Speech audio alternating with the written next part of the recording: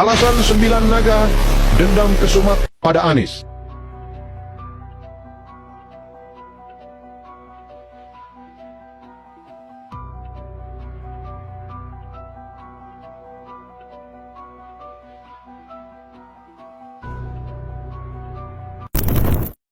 Besar sekali.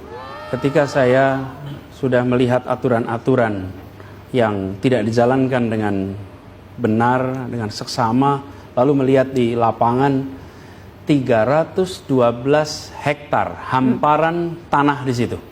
Dan saya katakan itu tanah kita, itu air kita. Ini tanah air kita.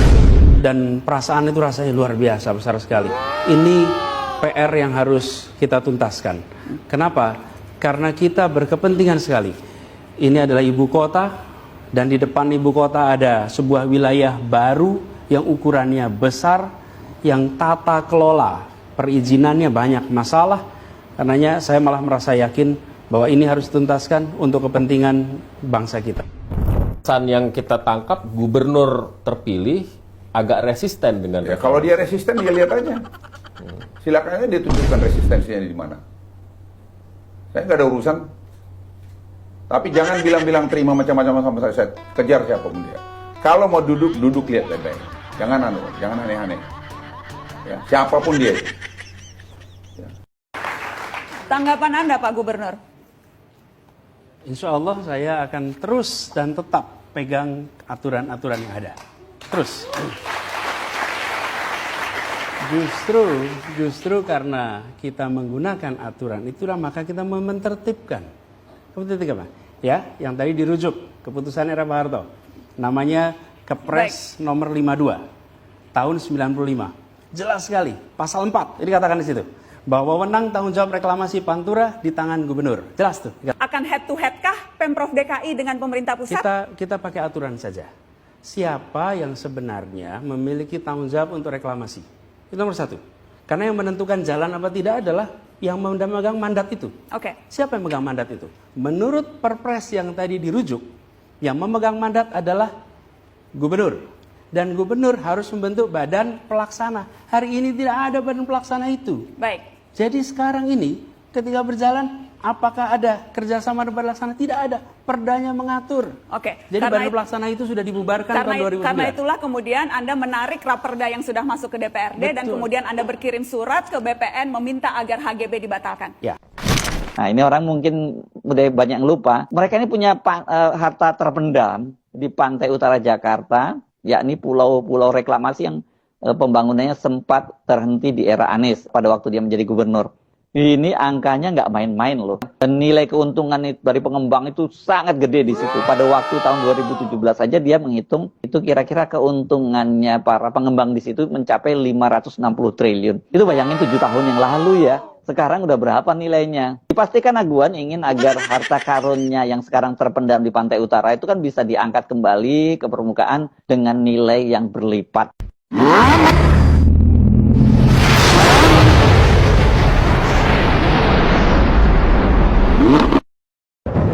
Ya, dari kami sudah selesai bahwa tidak ada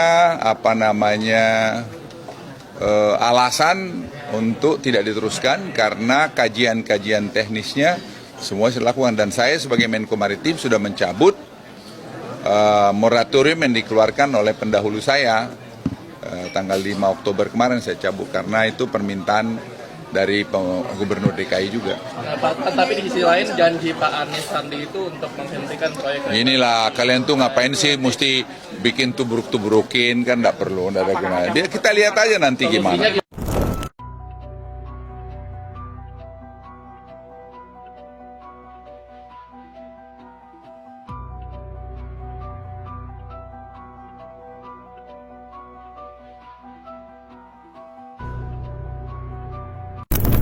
Besar sekali. Ketika saya sudah melihat aturan-aturan yang tidak dijalankan dengan benar, dengan seksama, lalu melihat di lapangan 312 hektar hamparan tanah di situ. Dan saya katakan itu tanah kita, itu air kita. Ini tanah air kita. Dan perasaan itu rasanya luar biasa, besar sekali. Ini PR yang harus kita tuntaskan. Kenapa? Karena kita berkepentingan sekali. Ini adalah ibu kota, dan di depan ibu kota ada sebuah wilayah baru yang ukurannya besar, yang tata kelola perizinannya banyak masalah. Karenanya saya malah merasa yakin bahwa ini harus dituntaskan untuk kepentingan bangsa kita. Kamu lihat ya, saya udah berkali-kali katakan, itu kan mulai dari zaman Pak Harto, terus zamannya SBY. Sampai zaman SBY. Ya, terus kemudian Pak Jokowi jadi gubernur, dieksekusi itu. Yang salah di mana? Lah kalau kamu sekarang udah eksekusi itu sesuai dengan garis benang merahnya, lantas kamu orang udah investasi, lantas kau batalin karena bilang isu yang nggak jelas, negara apa ini nanti? Anak-anak muda seperti kamu nanti menyontoh apa dari generasi saya? Enggak. Jadi saya bilang, saya challenge itu orang, ya. Sekali lagi saya challenge. Datang duduk sini, nggak usah marah-marah. Datamu bawa, kita duduk. Dan saya kan nggak mau jeopardize reputasi saya kepada anak cucu saya. Nggak akan lah. Gila kamu. Gila itu orang yang pikirannya gitu. Kami lihat semua tuh ada studinya dilakukan zamannya Pak Harto, zaman SBY, dilakukan sekarang. Lalu salah di mana? Nah, kesan yang kita tangkap, gubernur terpilih agak resisten dengan Ya, kalau dia resisten, dia lihat aja. Silakan aja dia tunjukkan resistensinya di mana. Saya nggak ada urusan. Tapi jangan bilang-bilang terima macam-macam sama saya kejar siapapun dia. Kalau mau duduk lihat baik-baik. Jangan aneh-aneh. Ya, siapapun dia itu. Ya. Jadi ini semata-mata hanya melanjutkan apa yang sudah dilakukan dan untuk kepentingan kepastian investasi. Ya. Secara profesional saya pertanggungjawabkan itu. Ya, secara profesional saya pertanggungjawabkan itu. Siapapun dia. Mau siapa dia ngomong sini. Jangan asal ngomong aja Republik ini, dia pikir apa dia? Emang dia siapa? Tanggapan Anda Pak Gubernur? Insya Allah saya akan terus dan tetap pegang aturan-aturan yang ada. Terus. Justru karena kita menggunakan aturan itulah maka kita menertibkan. Menertibkan apa? Ya, yang tadi dirujuk keputusan era Pak Harto. Namanya Kepres nomor 52 tahun 95. Jelas sekali, pasal 4 ini dikatakan di situ bahwa wewenang tanggung jawab reklamasi Pantura di tangan gubernur. Jelas tuh dikatakan. Lalu, ini menarik nih. Kemudian gubernur harus membentuk untuk melaksanakan reklamasi itu. Ini pasal 8. Untuk menyelenggarakan reklamasi Pantura, gubernur membuat sebuah badan pelaksana. Oke? Itu kata Kepres. Kemudian sesudah ada Kepres ini, tahun 95, Pemprov DKI membuat Perda. Oke? Perda nomor 8 tahun 95. Dan Perda itu mengatakan, di pasal 33, penyelenggaraan reklamasi dilakukan oleh badan pelaksana. Nah, sekarang yang terjadi, jangan sampai ada sebuah pihak membangun sesuatu. Saya ini bangun rumah di situ. Sudah saya bangun rumah atau bangun gedung tinggi, besar, tanpa mengikuti aturan. Kemudian saya bilang, tolong beri ini izin. Kenapa? Karena saya sudah membangun, saya sudah keluar banyak, saya sudah investasi, maka beri saya izin. Tidak bisa. Kalau Anda melanggar.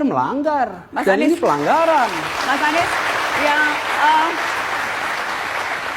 apakah ini artinya kalau pemerintah pusat mengatakan bisa jalan terus, Anda akan mengambil jalan yang berbeda, ini tidak bisa jalan terus, jadi akan head to head kah Pemprov DKI dengan pemerintah pusat?